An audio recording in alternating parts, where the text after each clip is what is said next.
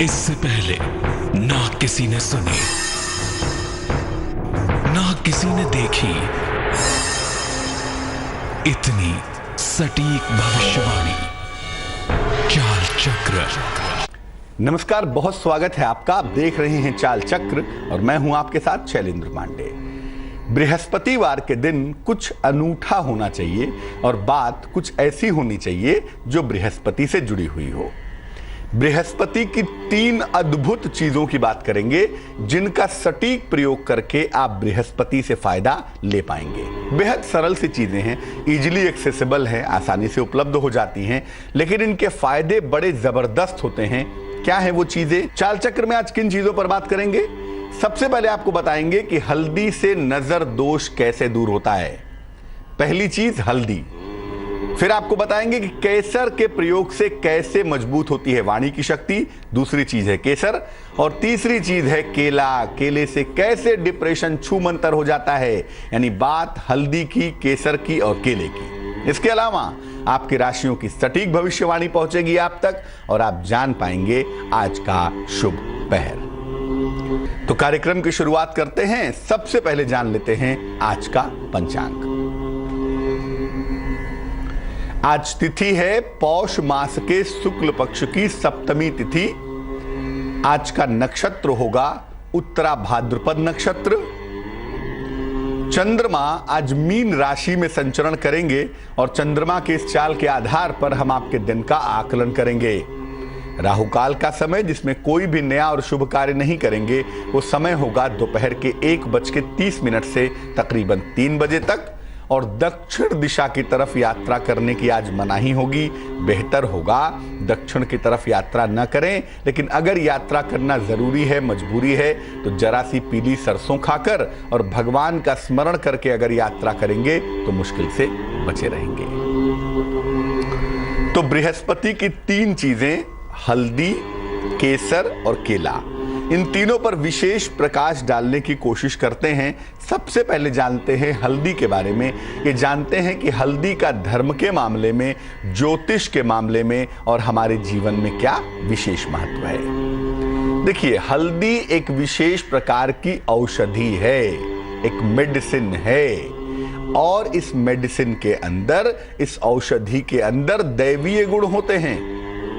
इसका मसाले की तरह भी हम इस्तेमाल करते हैं, लेकिन मैं बता दूं कि हल्दी एक मेडिसिन है, एक औषधि है और इसके अंदर डिवाइन क्वालिटीज पाई जाती हैं। इसके अंदर दैवीय गुण होते हैं जो अन्य मसालों में बहुत कम होते हैं।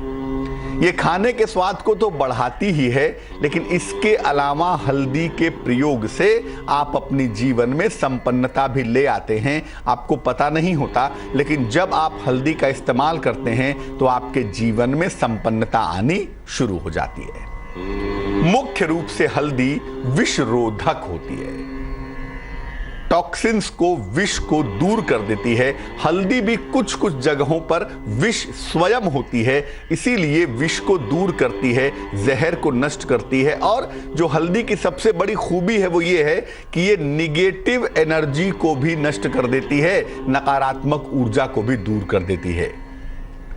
ज्योतिष में हल्दी का संबंध बृहस्पति और मंगल दोनों से होता है।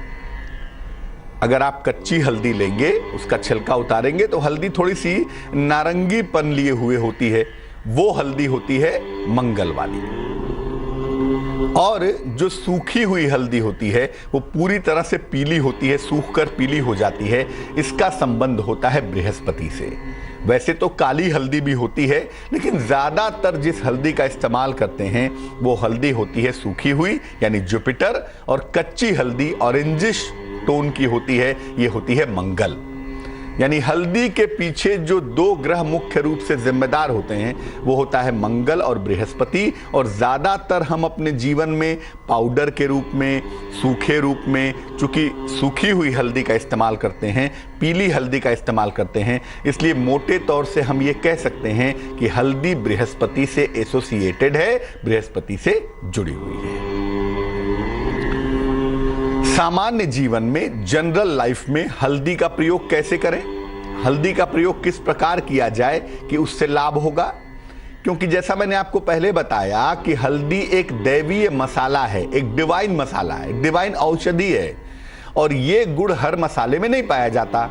उसी तरह से केला है, विशेष तरह का फल है, केसर है, विशेष तरह की औषधि है, और ये तीनों बृहस्पति के साथ जुड़े हुए हैं। इनका प्रयोग करके बृहस्पति को प्रबल बना सकते हैं।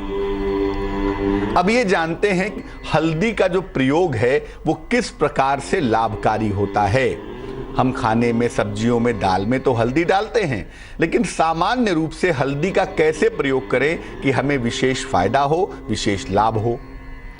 देखिए, भोजन में अगर आप संतुलित मात्रा में हल्दी का प्रयोग करें तो आप स्वस्थ रहेंगे। जैसा मैंने पहले भी बताया कि हल्दी विषरोधक है, विष को दूर करती है, इसीलिए संतुलित मात्रा में अगर आप हल्दी का प्रयोग करते हैं तो आप आरोग्यवान बनेंगे, आप स्वस्थ रहेंगे, आप बिल्कुल फिट दिखाई देंगे।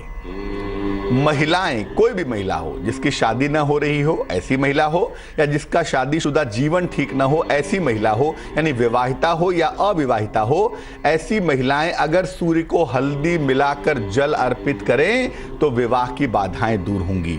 अगर शादी नहीं हो पा रही है तो शादी हो जाएगी, और अगर शादी हो चुकी है तो वैवाहिक जीवन अच्छा होगा, बशर्ते कि जल में हल्दी मिलाकर जल अर्पित किया जाए, जल चढ़ाया जाए।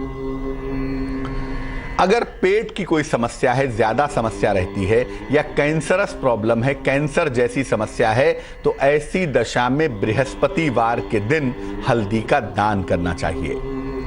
बृहस्पतिवार के दिन सूखी हुई हल्दी या पिसी हुई हल्दी जो पीले रंग की हो, ऑरेंज वाली नहीं, पीले रंग वाली जो हल्दी है, इसका दान अगर बृहस्पतिवार के बृहस्पतिवार किया जाए तो निश्चित रूप से पेट की समस्याओं में राहत मिलती है।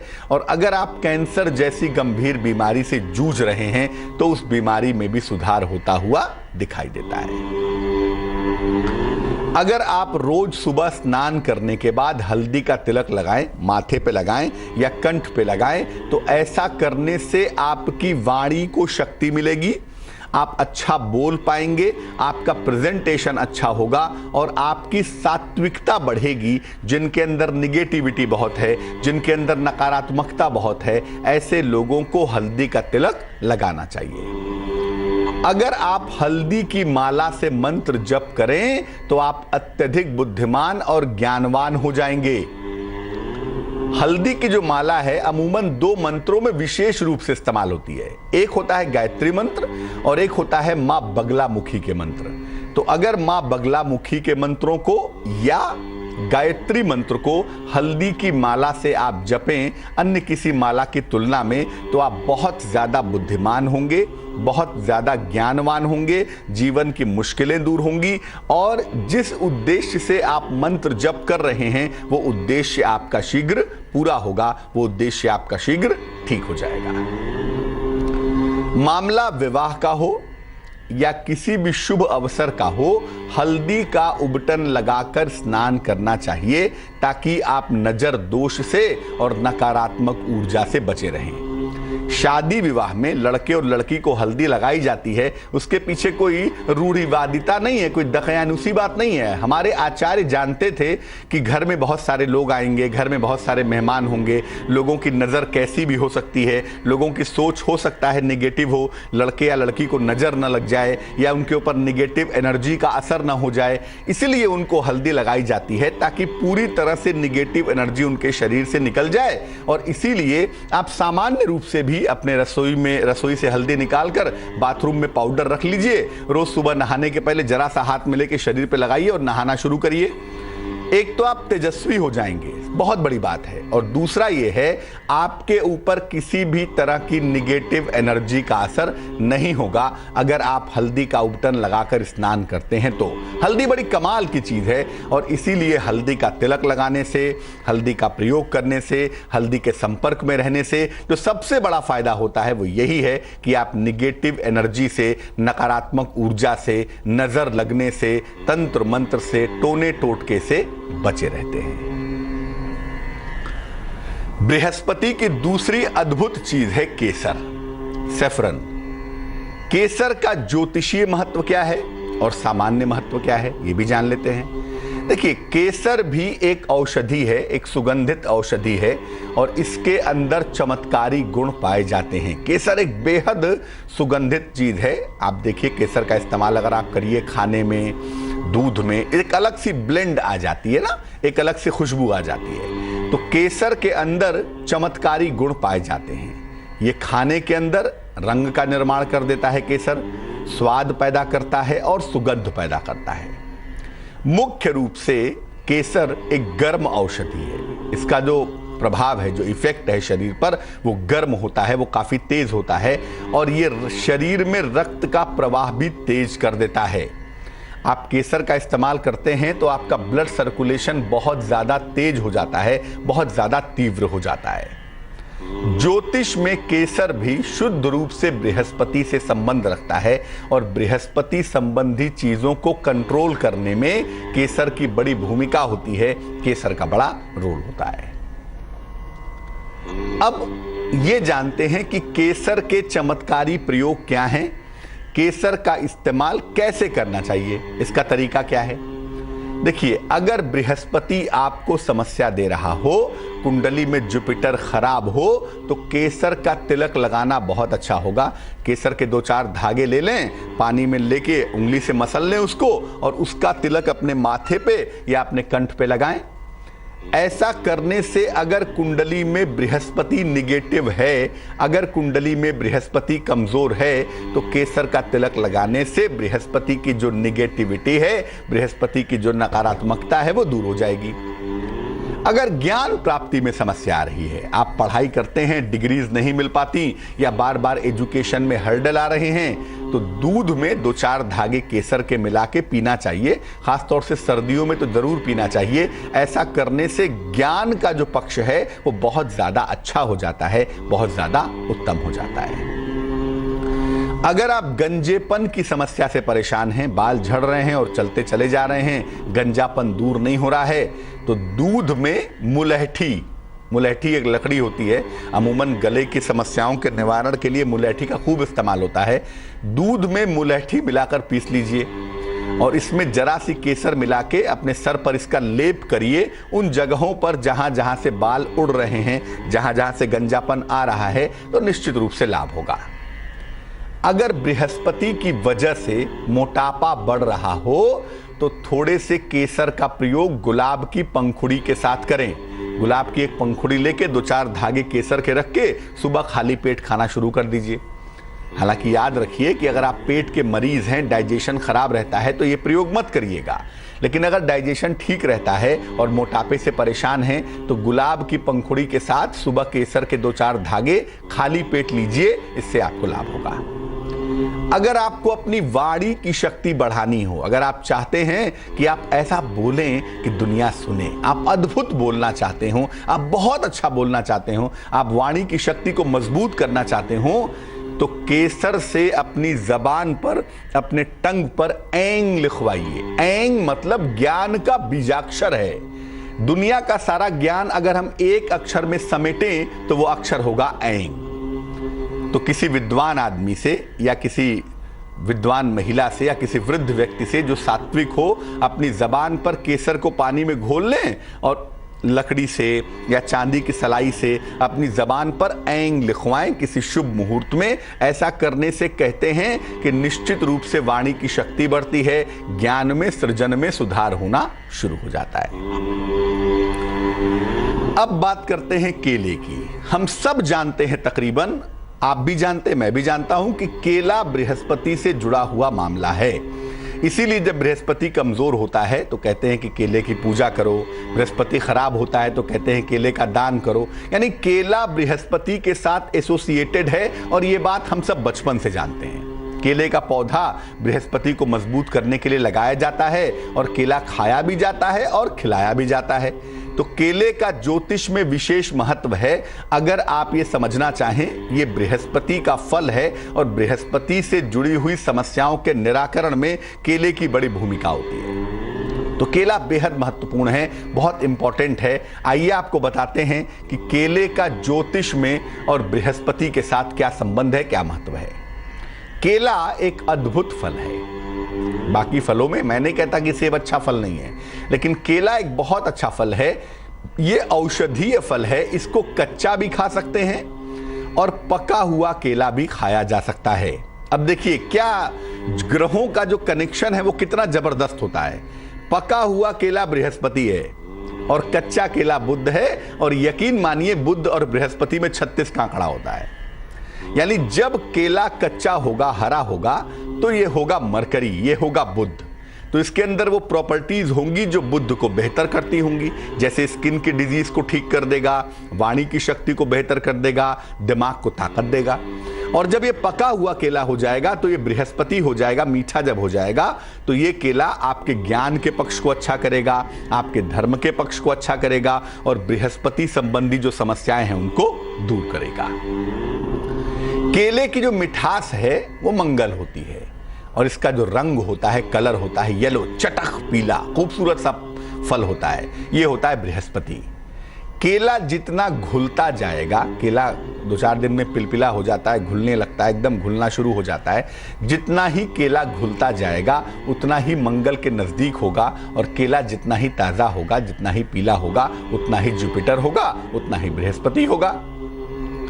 तो वैसे तो सुबह केला एक खा के एक गिलास दूध पी लिया जाए तो दिन भर का भोजन हो जाता है। केले को कंप्लीट फूड भी कहा जाता है, और दूध के साथ मिलने पर केला अद्भुत परिणाम देता है, ये तो हम सब जानते हैं। लेकिन केले के चमत्कारी प्रयोग क्या हैं वो नहीं जानते हैं। तो चलिए आपको बताते हैं कि केले के चमत्कारी प्रयोग क्या हैं। अगर आपको मानसिक तनाव रहता हो या अवसाद रहता हो, अगर आपको डिप्रेशन की शिकायत है, थोड़ी है, ज़्यादा है, जल्दी परेशान हो जाते हैं, मानसिक रूप से दिक्कत में आ जाते हैं, तो नियमित रूप से नाश्ते में 2 केले खाने चाहिए। लेकिन अगर आप डायबिटिक हैं, अगर आपको शुगर की समस्या है, तो डॉक्टर से परामर्श लेकर खाइएगा, क्योंकि केला हाई कैलोरी डाइट है। ऐसी दशा में हो सकता है कि शुगर शूट अप कर जाए। लेकिन जिनको शुगर नहीं है, तनाव है, अवसाद है, मन जल्दी जल्दी परेशान होता है, ऐसे लोगों को नाश्ते में कम से कम 2 केला तो खाना ही चाहिए। अगर बृहस्पति की वजह से संतान नहीं हो पा रही हो, क्योंकि बृहस्पति ही संतान कारक माना जाता है, अगर बृहस्पति की वजह से संतान नहीं हो पा रही हो तो बृहस्पतिवार को केले का दान करें। 1 केला हो, 2 हो, 4 हो, 6 हो, मंदिर में दान कर दें, किसी गरीब आदमी को दे दें या गाय को खिला दें। तो बृहस्पतिवार को केले का दान करने से निश्चित रूप से संतान संबंधी मुश्किलें दूर हो जाती हैं। अगर बुद्ध को मजबूत करना है और बुद्धि बढ़ानी है तो हरे केले की सब्जी खाइए, हरे केले का इस्तेमाल करिए। इससे आपका बुद्ध भी प्रबल होगा और आपका ब्रेन बहुत शार्प हो जाएगा, ब्रेन बहुत प्रखर हो जाएगा। आप बहुत दुबले पतले हैं, लोग आपको कच्चा पापड़ कहते हैं, कुछ लोग सिंकिया कहते हैं, बहुत दुबले पतले हैं। ऐसी दशा में अगर आपको मोटा तगड़ा बनना हो तो केला खाइए, सुबह 2 केले, और साथ में ऊपर से गुनगुना दूध पीजिए। आपका वजन बढ़ेगा, आप शक्तिशाली होंगे, शरीर में फैट गेन होना शुरू हो जाएगा। अगर बृहस्पति की वजह से पेट कमजोर रहता हो, डाइजेशन की दिक्कत हो, तो थोड़ा ऐसा केला खाना शुरू करिए जो लगभग गल चुका हो। एकदम से सॉलिड केला ना हो, थोड़ा गला हुआ हो, 2-4 दिन पुराना केला हो तो हल्का सा गल जाता है। ऐसा केला खाने से जो आंतों की रिपेयरिंग होती है, जो इंटेस्टाइन की रिपेयरिंग होती है वो होती है। शरीर में जो जमा हुआ मल है वो बाहर निकलता है और शरीर के विष भी बाहर निकल जाते हैं। लेकिन हल्का गला हुआ केला खाने से ही इस मामले में आपको फायदा होगा। मेष राशि, आज यात्रा करना आपके लिए फेवरेबल नहीं है, बेहतर होगा आज यात्रा न करें। वाद विवाद से आज बचाव करेंगे और धन का लाभ होता हुआ भी आज आपकी किस्मत में दिखाई दे रहा है। शुभ रंग आज के लिए पीला होगा और भाग्य होगा 67%। वृष राशि, वैवाहिक जीवन में इंप्रूवमेंट होता हुआ दिख रहा है, सुधार दिख रहा है। नौकरी में बेहतरी की संभावना दिख रही है। कोई प्रॉपर्टी आप खरीदेंगे, इस बात के योग भी दिखाई दे रहे हैं। शुभ रंग जिसका प्रयोग करेंगे वो होगा गुलाबी और भाग्य होगा 56%। मिथुन राशि, परिवार का सहयोग लगातार आपके साथ बना रहेगा। लंबी यात्रा के सुंदर योग भी दिखाई दे रहे हैं और आपको कारोबार में फायदे की संभावना भी बन पा रही है। शुभ रंग जिसका प्रयोग करेंगे वो होगा धानी और भाग्य होगा 87%। कर्क राशि, क्रोध पर नियंत्रण बनाए रखें। स्थान परिवर्तन के सुंदर योग भी फिलहाल आपके साथ दिखाई दे रहे हैं। अचानक धन के लाभ के साथ दिन की जीवन की मुश्किलें भी थोड़ी कम हो जाएंगी। शुभ रंग समुद्री हरा यानी कि सी ग्रीन और भाग्य होगा तकरीबन 90%। सिंह राशि, आज बॉस के साथ विवाद न हो, कोई झगड़ा कलेश न हो, इसका ध्यान रखेंगे। नौकरी में सकारात्मक परिवर्तन होने की संभावना दिख रही है, लेकिन साथ ही साथ लिखा पढ़ी के मामलों में सावधानी रखें। शुभ रंग लाल होगा, रेड होगा और भाग्य होगा 78%। कन्या राशि, वाहन खरीदने के सुंदर योग दिखाई दे रहे हैं। कारोबार के मामले में तनाव से बचाव करें। जीवन साथी का सहयोग भी मिलता हुआ आपको दिख रहा है। शुभ रंग जिसका प्रयोग करेंगे वो होगा नीला यानी कि ब्लू और भाग्य होगा तकरीबन 60%। तुला राशि, सेहत आज आपकी बेहतर रहने वाली है। अगर कोई कर्जा है, कोई पुराना ऋण चला रहा है तो उससे मुक्ति मिलेगी और किसी पुराने मित्र का सहयोग आपको जरूर मिलेगा मुश्किलों से बाहर निकलने में। शुभ रंग जिसका प्रयोग करेंगे वो होगा सुनहरा और भाग्य होगा 75%। वृश्चिक राशि, वाहन दुर्घटना से आपको बचाव करना है। वाणी पर नियंत्रण बनाए रखना है और अगर कोई मुश्किल आ जाती है ना तो भगवान शनि की पूजा करिएगा, आज आपकी मुश्किलें हल हो जाएंगी। शुभ रंग सफेद होगा, व्हाइट होगा और भाग्य होगा 85%। धनु राशि, किसी प्रियजन से आज मुलाकात होगी, दिन थोड़ा बेहतर खुशनुमा सा हो जाएगा। आपको मान सम्मान मिलेगा और अगर कहीं पर धन रुका हुआ है, फंसा हुआ है तो वो धन आपको प्राप्त होगा। शुभ रंग नारंगी होगा आपके लिए और भाग्य होगा 62%। मकर राशि, नौकरी में परिवर्तन के योग बन रहे हैं। विवाह के मामलों में तनाव हो सकता है, इसलिए वैवाहिक मामलों का बहुत ध्यान दें। संयम से काम लेंगे, आज किसी तरह के विवादों से बचे रहेंगे। शुभ रंग क्रीम होगा और भाग्य होगा 55%। कुंभ राशि, कोई मुकदमा है, कोई विवाद है तो उसमें समझौता होगा। जीवन में मधुरता आएगी, कारोबार में लाभ होता हुआ दिखाई देगा। शुभ रंग आसमानी होगा और भाग्य होगा 76%। मीन राशि, संतान प्राप्ति के सुंदर योग बन रहे हैं। वाहन का सुख मिलता हुआ दिखाई दे रहा है, लेकिन इस समय जो महत्वपूर्ण बात है वो ये है कि आंखों की समस्या से बचाव करें। आंखों में कोई दिक्कत होती है तो लापरवाही ना करें।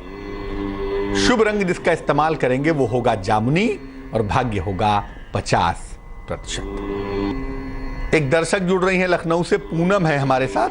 पूनम से बात करते हैं। पूनम जी बताइए।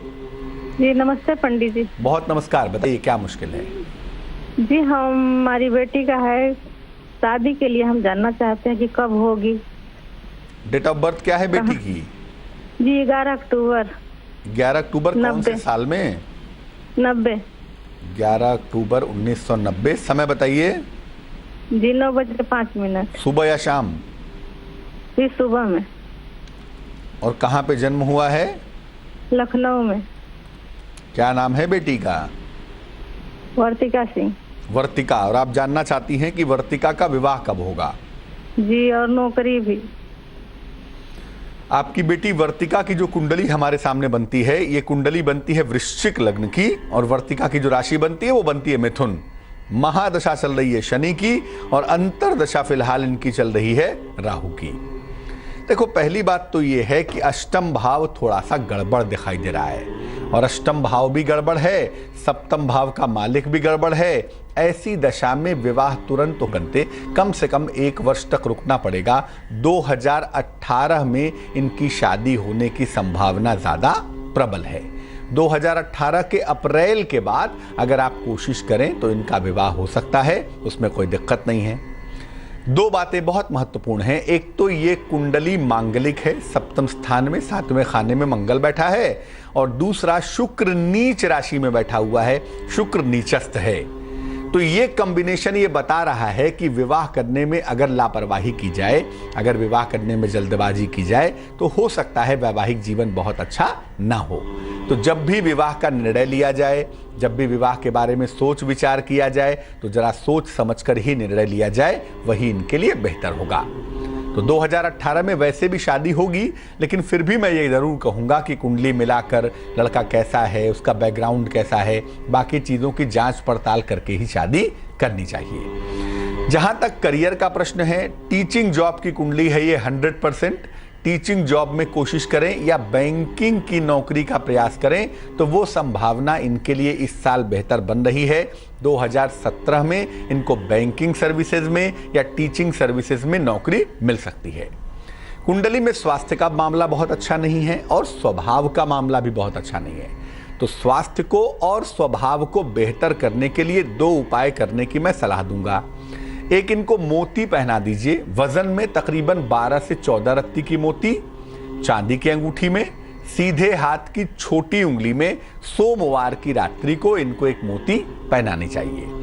और दूसरा ये है कि रोज सुबह भगवान सूर्य को जल जरूर चढ़ाएं और जल चढ़ाने के बाद सूर्य देव के सामने खड़े होकर या बैठकर जैसे भी हो प्रार्थना करें अपने अच्छे करियर के लिए, अपने अच्छे स्वास्थ्य के लिए, अपने शीघ्र विवाह के लिए। तो उससे लाभ ज़्यादा होगा, उससे मुश्किलें बहुत हद तक ठीक हो जाएंगी। एक दर्शक जुड़ रही हैं, जया है मथुरा से, उनसे बात करते हैं। जया बताइए। हाँ पंडित जी, राधे राधे। नमस्कार, बताइए। मुझे मेरी नंद के बारे में जानना है, उनकी शादी कब होगी? आपको अपनी ननद के बारे में जानना है जी। डेट ऑफ बर्थ बताइए। पंडित जी, डेट ऑफ बर्थ नहीं पता है, लेकिन ये पता है सिर्फ कि मथुरा में ही जन्मी है। कितनी उम्र हुई होगी उनकी? ऐसी है 25-26। 25-26। नाम क्या है उनका? पूनम। पूनम। 1 से 9 के बीच में कोई संख्या बोलिए। 7। देखिए जया, जो इस समय का प्रश्न बनता है और जो अंक आप बताती हैं उसके हिसाब से इनकी शादी इस वर्ष जरूर हो जानी चाहिए। इसी वर्ष इनकी शादी की संभावना बनती है और इस साल के मई से लेकर दिसंबर के बीच का जो वक्त है उसमें इनकी शादी होने की संभावना बन रही है। अब चूंकि 7 का अंक बोला इसलिए विवाह नजदीक होगा। मथुरा के नजदीक वृंदावन में हो जाए, आगरा में हो जाए, अलीगढ़ में हो जाए, हाथरस में हो जाए, आसपास शादी होने की संभावना बनती है और वो शादी इसी साल के मई से लेकर दिसंबर के बीच में हो जाएगी। आपकी ननद के साथ 2 मुश्किलें आ रही हैं। एक तो जब देखने सुनने का सवाल पैदा होता है तो उनका प्रेजेंटेशन बहुत अच्छा नहीं होता, उनके अंदर वो आकर्षण पैदा नहीं होता जिससे कि विवाह तय हो जाए। और दूसरा ये है कि राहु की स्थिति अच्छी नहीं है जो विवाह को तय होने के पहले ही रोक देता है। तो एक आकर्षण का पार्ट ठीक करेंगे और एक राहु का पार्ट ठीक करेंगे। अपनी ननद को आप कहें कि रोज सुबह स्नान करके भगवान कृष्ण के पैरों में, उनके चरणों में हल्दी लगाएं। पीसी हुई हल्दी जरा सी चुटकी भर लेके भगवान कृष्ण के पैरों में लगाएं और उनसे प्रार्थना करें शीघ्र विवाह के लिए, तो उनका काम हो जाएगा। और दूसरा, अपनी ननद को एक रत्न पहना दें। उस रत्न का नाम है ओपल। वजन में 12 से 14 रत्ती, चांदी की अंगूठी में, सीधे हाथ की तर्जनी उंगली में, शुक्रवार की शाम को। ये 2 उपाय करें, आपकी चिंताएं दूर हो जाएंगी और तैयार हो जाइए, इस वर्ष आपकी ननद की शादी अवश्य हो जाएगी। तो आज हम बात कर रहे हैं केसर, केला और हल्दी के बारे में। और आपको हल्दी से जुड़ी हुई एक बेहद महत्वपूर्ण बात बता दें। अगर आप सोने का छल्ला पहनते हैं, सोने की अंगूठी पहनते हैं, तो कुछ समय के बाद उसके जो सकारात्मक पक्ष हैं, उसकी जो पॉजिटिव चीजें हैं वो कम होने लगती हैं। सोने के अंदर गुण होता है कि वो शरीर को ऊर्जावान बनाए रखता है, लेकिन जब सोना बहुत लंबे समय तक पहना जाए तो वो आपकी सारी एनर्जी को सोख लेता है और काम करना बंद कर देता है।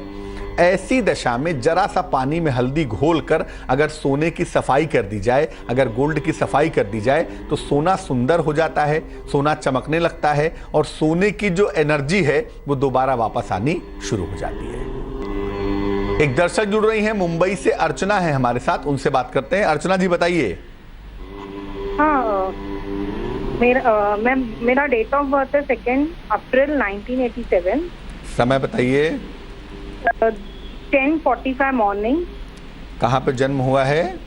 उल्लासनगर, महाराष्ट्र। क्या प्रश्न है आपका, पूछिए। मेरा फर्स्ट डिवोर्स हो चुका है। और आगे में मतलब मेरा फ्यूचर क्या है मैं वो जानना चाहती हूँ, या जॉब करना है और आगे कैसा होगा वो जानना है।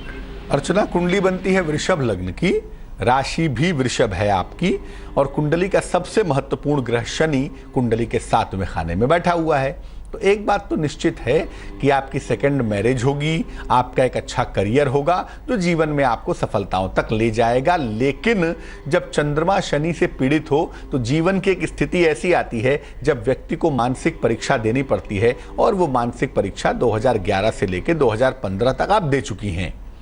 अभी के लिए मैं ये कहूँगा कि आप अपने दूसरे विवाह के लिए अगले साल कोशिश करिएगा। 2018 की शुरुआत में आपकी सेकंड मैरिज होगी, आपकी अपनी इच्छा से किसी जाने पहचाने बालक के साथ, और आपका वैवाहिक जीवन सुखमय रहेगा। जहाँ तक करियर का सवाल है, फिल्म लाइन का क्षेत्र, मीडिया का क्षेत्र, मैनेजमेंट का क्षेत्र या फाइनेंस संबंधी कोई क्षेत्र आपको सूट करेगा। इन क्षेत्रों में करियर बनाने की कोशिश की जा सकती है, और अगर अभी कोशिश की जाए तो करियर की शुरुआत आपकी अभी हो सकती है। अब आपका विवाह जल्दी हो जाए और आपके करियर की मुश्किलें दूर हो जाएं, उसके लिए एक नीलम नाम का रत्न, वजन में 5-6 रत्ती का नीलम, पहले नीलम को लाके अपने सिरहाने रख के टेस्ट कर लीजिएगा कि रात भर नींद कैसी आती है। अगर अच्छी आती है तो फिर अंगूठी में बनवा के पहन लीजिएगा।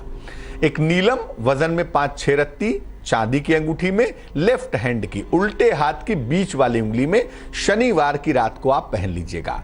इसको पहनने से मुश्किलें कम होंगी, और कोशिश करें कि हर बृहस्पतिवार को केले का दान करें। ये 2 उपाय करें, ईश्वर ने चाहा तो आपकी मुश्किलें हल हो जाएंगी। तो आज हमने बात की केले के बारे में, केसर के बारे में और हल्दी के बारे में, और ये समझा कि इनके सटीक प्रयोग से कैसे बृहस्पति को आप खुश कर सकते हैं, कैसे बृहस्पति की समस्याओं को दूर कर सकते हैं। अब जान लेते हैं क्या है आज का शुभ पहर। आज का शुभ पहर है शाम को 7 बजे से रात को 8:30 तक। क्या करेंगे इस समय में? भगवान कृष्ण को हल्दी अर्पित करें। 1 चुटकी हल्दी लेके उनके चरणों में लगाएं, उनके चरणों को पकड़कर विवाह तय हो जाने की प्रार्थना करें। ऐसा करने से अगर आपके विवाह तय होने में कोई भी अड़चन है, कोई भी बाधा है, तो वो दूर हो जाएगी। लेकिन ये करना होगा शुभ पहर में ही, और शुभ पहर का समय होगा शाम को 7 बजे से रात को 8:30 तक।